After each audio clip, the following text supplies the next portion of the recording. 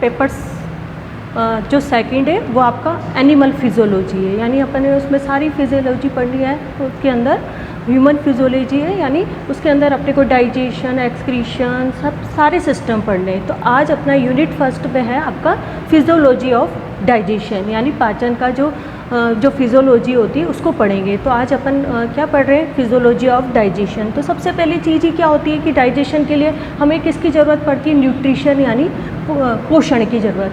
तो न्यूट्रिशन क्या होता है, पोषण क्या होता है? पोषण वो है जो भी भोजन सामग्री आप चाहे प्रोटीन की फॉर्म में लो, कार्बोहाइड्रेट, फैट वगैरह, जिस भी फॉर्म में हम भोजन को बाहरी वातावरण से जो लेने की क्रिया होती है उसी को हम क्या बोलते हैं, न्यूट्रिशन या पोषण कहते हैं। यानी भोजन सामग्री को बाहरी वातावरण से ग्रहण करने की जो क्रिया होती है उसी को हम क्या बोलते हैं, पोषण बोलते हैं। फिर आपको पता होगा पोषण के आधार पर अपने ऑर्गेनिज्म को 2 प्रकार के होते हैं, एक ऑटोट्रोफिक और एक होते हैं हिट्रोट्रोफिक। ऑटोट्रोफिक का मतलब होता है स्वयंपोषी, या इसको बोलते हैं अपन होलोफाइटिक, हिट्रोपोषी विषमपोषी।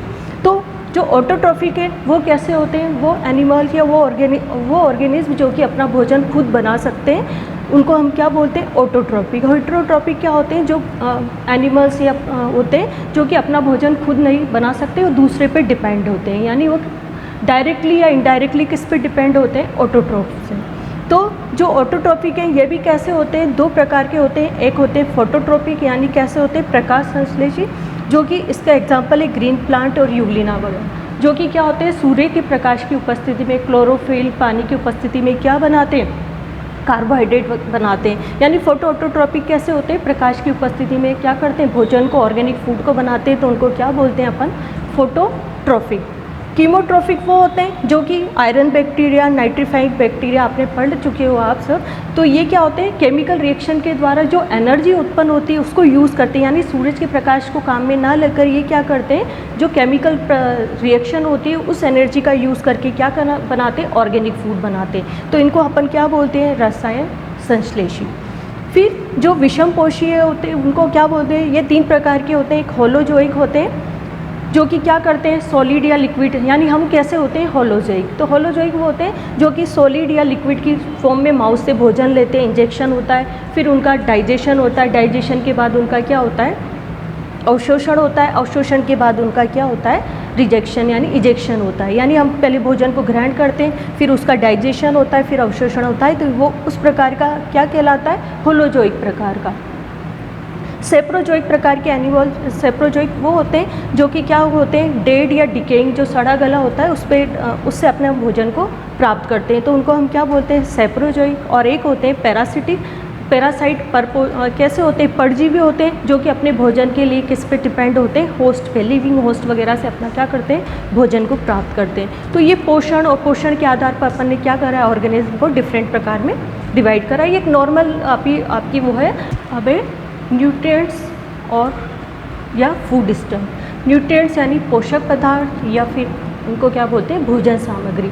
तो हम जो भी बाहरी वातावरण से जो भी भोजन को ग्रहण करते हैं, जिस भी भोजन सामग्री या पोषक पदार्थ को जो ग्रहण करते हैं वो क्या काम करते हैं, हमारे शरीर में ऊर्जा उत्पादन, वृद्धि और मरम्मत के लिए आवश्यक होते हैं। तो इन्हीं को क्या बोलते हैं हम, पोषक पदार्थ या फूड स्टफ, है ना। जो भी हम बाहरी वातावरण से जो भी भोजन सामग्री को क्यों ग्रहण करते हैं, हमारे शरीर में ऊर्जा उत्पादन, वृद्धि और मरम्मत के लिए, और इन्हीं को क्या बोलते हैं हम, पोषक पदार्थ या भोजन सामग्री। तो इसके डिफरेंट प्रकार के फंक्शंस होते हैं भोजन सामग्री या पोषक पदार्थ के, कि सबसे पहले हम इसका क्या ईंधन के रूप में यूज़ करते हैं, जो कि हमारे शरीर में क्या होता है, काम करने के लिए हमें इनसे क्या मिलती है, भोजन सामग्री से हमें क्या मिलती है, काम करने के लिए हमें क्या मिलती है, एनर्जी मिलती है। रिपेयरिंग मटेरियल का काम करते हैं, जो भी हम भोजन सामग्री में प्रोटीन वगैरह जो लेते हैं वो हमारी शरीर की जो टूट फूट होती है, जो मरम्मत है, उसका काम करते हैं। फिर विभिन्न प्रकार के जो शरीर के लिए आवश्यक पदार्थ है, उनकी जो हमारी वृद्धि के लिए आवश्यक है, उन पदार्थ का संश्लेषण करने के लिए भी हमें किसकी ज़रूरत पड़ती है, पोषक पदार्थ की ज़रूरत पड़ती है। फिर एंजाइम, हार्मोन, जो हमारी शरीर की विभिन्न क्रियाओं को कंट्रोल करते हैं, नियंत्रित करते हैं, वो सब भी हम किससे प्राप्त करते हैं, भोजन सामग्री या पोषक पदार्थ से प्राप्त करते हैं। तो पोषक पदार्थ हमारे शरीर के लिए बहुत आवश्यक है। हम इसको डिफरेंट फॉर्म के रूप में ग्रहण करते हैं, carbohydrate, protein, nucleic acid, minerals, vitamins वगैरह की फॉर्म में। तो इनको अपन ने क्या करा है, 7 ग्रुप में डिवाइड करा है अपन ने इनको, जो भोजन सामग्री को इसी फॉर्म में हम भोजन के रूप में ग्रहण करते हैं। तो फूड स्टफ या पोषक पदार्थ कौन कौन से होते हैं? Carbohydrate, proteins, fat, nucleic acid. ये कैसे होते हैं? भोजन के कौन से प्रकार होते हैं? ऑर्गेनिक प्रकार। दूसरे होते हैं मिनरल्स, साल्ट जो होते हैं ना, खनिज लवण, विटामिन्स और वाटर वगैरह। ये कैसे होते हैं? भोजन के कौन से प्रकार होते हैं? अकार्बनिक या इनऑर्गेनिक प्रकार होते हैं। तो इन सबको हम क्या करते हैं? हमारे भोजन सामग्री से हम इनको ग्रहण करते हैं। तो अब अपन इस सब की कार्बोहाइड्रेट, प्रोटीन वगैरह की थोड़ी सी डिटेल पढ़ेंगे शॉर्ट में, क्योंकि आपके एग्ज़ाम में पूछ लिया जाता है। जबकि आप इन सबको carbohydrate, protein, fat, nucleic acid, इन सबको आप डिटेल में पढ़ चुके हो। आज मैं इसका थोड़ा सा आउटलाइन आपको बताऊँ। अब हम पढ़ रहे हैं, पहला है कार्बोहाइड्रेट। कार्बोहाइड्रेट किससे मिलकर बने होते हैं? कार्बन, हाइड्रोजन और ऑक्सीजन से मिलकर बने होते हैं। इसमें हाइड्रोजन और ऑक्सीजन का अनुपात वही होता है जो वाटर का है। फिर आपको पता है कार्बोहाइड्रेट कैसे होते हैं, स्वाद में कैसे होते हैं, स्वीट होते हैं, पानी में घुलनशील होते हैं। तो आपने ये चीज़ें, और कार्बोहाइड्रेट को मेनली हम किस लिए यूज़ करते हैं? एनर्जी के मेन सोर्स होते हैं। फिर इसको अपन ने क्या करा है? कार्बन की संख्या के आधार पर अपन ने इसको क्लासिफिकेशन किया है। एक होते हैं मोनोसेक्राइड, एक होते हैं डाइसेक्राइड और एक होते हैं पॉलीसेक्राइड। जो मोनोसेक्राइड होते हैं उसमें कार्बन की संख्या कितनी होती है? 2 से 10 होते हैं। ये पानी में कैसे होते हैं? घुलनशील, यानी इनको हम और आगे विभाजित नहीं कर सकते, यानी कार्बन की संख्या 2 से 10 होती है। फिर इसमें कार्बन की संख्या के आधार पर इनके एग्जाम्पल है ट्रायोस, टेट्रोस, पेंटोस और हेक्सोस। ट्रायोस में कार्बन की संख्या 3, टेट्रोस में 4, पेंटोस में 5 और हेक्सोस में कार्बन की संख्या कैसी होती है? 6। तो पेंटोस में आपने पढ़ी होगी डीऑक्सीराइबोस और राइबोस प्रकार की शुगर, जो कि न्यूक्लिक एसिड में काम में आती है। और हेक्सोस सबसे इम्पोर्टेंट शुगर होती है, जो स्वाद में कैसी होती है? मीठी, स्वीट होती है। और इसका मेन एग्जाम्पल होता है ग्लूकोज। ग्लूकोज है, फ्रक्टोज है, ये किसके एग्जाम्पल है? मोनोसेक्राइड के। फिर डाइसेक्राइड में क्या होती है? 2 से 10 मोनोसेक्राइड की जो इकाइयाँ हैं वो ग्लाइकोसिडिक बॉन्ड के द्वारा जुड़कर क्या बनाती है? डाइसेक्राइड। अगर 2 मोनोसेक्राइड हैं तो उसको अपन क्या बोलते हैं? डाइसेक्राइड। 3 है तो उसको ट्राई सेक्राइड। इस तरह से इनका होता है। तो जैसे अब माल्टोज है, ये ग्लूकोज के 2 अणुओं से मिलकर बनी होती है, यानी glucose plus glucose glycosidic bond के द्वारा जुड़कर क्या बनाता है? माल्टोज। सुक्रोज ग्लूकोज और फ्रक्टोज से मिलकर बनती है, और लैक्टोज ग्लूकोज और गैलेक्टोज से मिलकर बनती है। तो ये आप इसके एग्जाम्पल पहले भी पढ़ चुके हैं डिटेल में, तो इनके आपको केवल एग्जाम्पल लिखने हैं और किस किस से मिलकर बनी होती है। वैसे पॉलीसेक्राइड क्या होती है? ये पानी में कैसी होती है? अघुलनशील होती है। और ये कितनी है? 10 से ज़्यादा मोनोसेक्राइड की यूनिट ग्लाइकोसिडिक बॉन्ड के द्वारा आपस में जुड़कर क्या बनाती है? पॉलीसेक्राइड। ये भी कैसी होती है? 2 प्रकार की, होमोपॉलीसेक्राइड और एक होती है हेट्रोपॉलीसेक्राइड। होमोपॉलीसेक्राइड का मतलब होता है ये समान प्रकार की इकाइयों, मोनोसेक्राइड सब कैसी होती है? समान प्रकार की होती है। जैसे आपने पढ़ा होगा स्टार्च, ग्लाइकोजन वगैरह में ग्लूकोज की इकाइयाँ आपस में जुड़कर क्या बनाती है? होमोपॉलीसेक्राइड। और हेट्रोपॉलीसेक्राइड का मतलब होता है कि इसमें जो मोनोसेक्राइड होते हैं, जो ग्लाइकोसिडिक बॉन्ड के द्वारा जुड़ते हैं, वो डिफरेंट प्रकार के होते हैं। इसका एग्जांपल है हाइलोरोनिक एसिड, एन एसिटाइल ग्लूकोजमीन। इसमें एक इकाई एन एसिटाइल और एक कौन सी होती है? ग्लूकोजमीन। तो ये डिफरेंट मोनोसेक्राइड से मिलकर बने होते हैं और ये सेम मोनोसेक्राइड से मिलकर बने होते हैं। और कार्बोहाइड्रेट क्या होता है? एनर्जी के मेन सोर्स होते हैं ये न्यूक्लिक एसिड बनाने के लिए, क्योंकि ऑक्सी, राइबोस, शुगर, सुक्रोज वगैरह, माल्टोज वगैरह, तो इसके एनर्जी के मेन सोर्स के रूप में अपन किसका यूज़ करते हैं? कार्बोहाइड्रेट का। दूसरा फूड स्टॉक या न्यूट्रिएंट्स हमारा कौन सा है? प्रोटीन।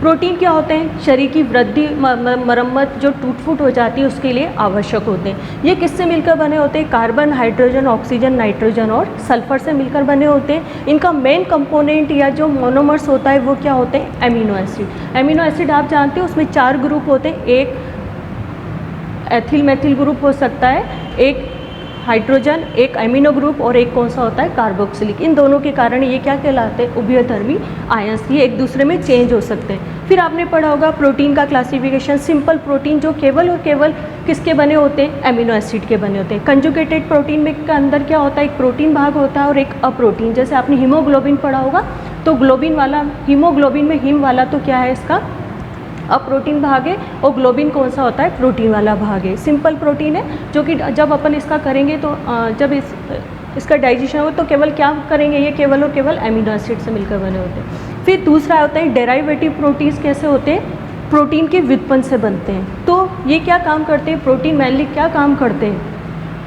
शरीर में जो टूट फूट या रिपेयरिंग के लिए हमें किसकी ज़रूरत होती है, प्रोटीन की। फिर प्रोटीन एंजाइम, विभिन्न प्रकार के जो एंजाइम वो किससे मिलकर बने होते हैं, प्रोटीन।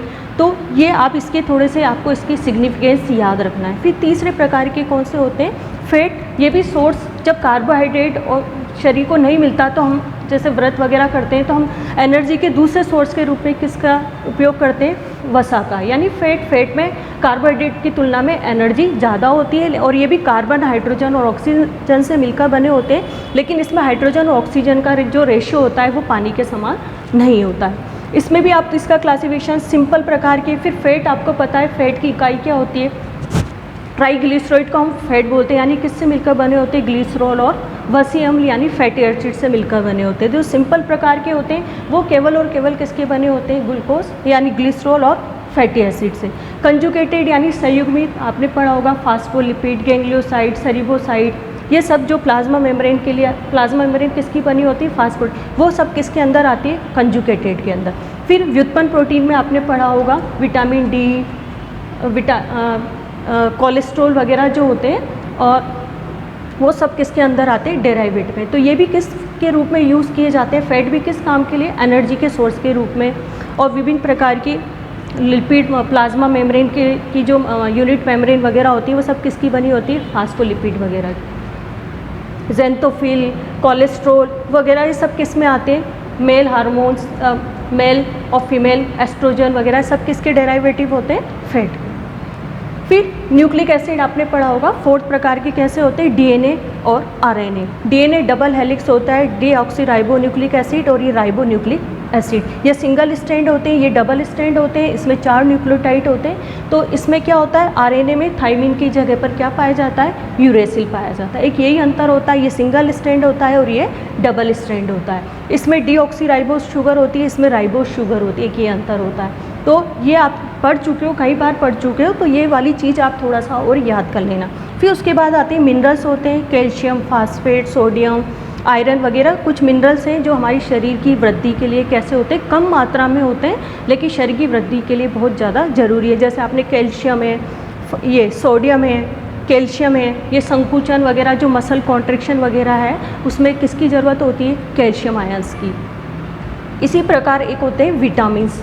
विटामिन्स भी क्या होते हैं, बहुत सूक्ष्म मात्रा में शरीर के लिए आवश्यक होते हैं, है ना। इनकी कमी से आपको पता है कि कुछ विटामिन्स की कमी से स्कर्वी वगैरह, बी कॉम्प्लेक्स की कमी से कई सारे रोग हो जाते हैं। तो विटामिन्स भी कैसे होते हैं, 2 प्रकार के होते हैं, एक होते हैं फैट सोल्यूबल और एक होते हैं water soluble. Vitamin A, D, E के कैसे होते हैं, फैट सोल्यूबल, और वाटर सोल्यूबल होते हैं सी और बी। तो ये चीज़ें मैंने आपको बता दी हैं कि ये फूड स्टफ, आप इसकी थोड़ी सी डिटेल को याद रखना, जो आप पढ़ चुके हो उसका थोड़ा सा इस तरह से आप थोड़े से इसकी पॉइंट बना के याद करना। एक और पॉइंट और है, एक और होता है वाटर। वाटर आपको पता है कि ये सॉल्वेंट के रूप में काम करता है। और 7th वाला जो फूड स्टफ होता है वो कौन सा होता है, वाटर, जो कि क्या होता है, सारी चीज़ें पानी में घुलकर ही क्या होती है, शरीर में एक स्थान से दूसरे स्थान पर। तो ये क्या होता है, सार्वत्रिक विलायक के रूप में, यानी यूनिवर्सल विलायक के रूप में काम करता है। तो आज के लिए ये मैंने आपका फिजियोलॉजी ऑफ डाइजेशन में अपने कोर्स में था, फर्स्ट यूनिट का फर्स्ट टॉपिक था food nutrients, what is nutrition, क्या होता है, पोषक पदार्थ क्या होते हैं, कितने प्रकार के होते हैं, ये इसका था।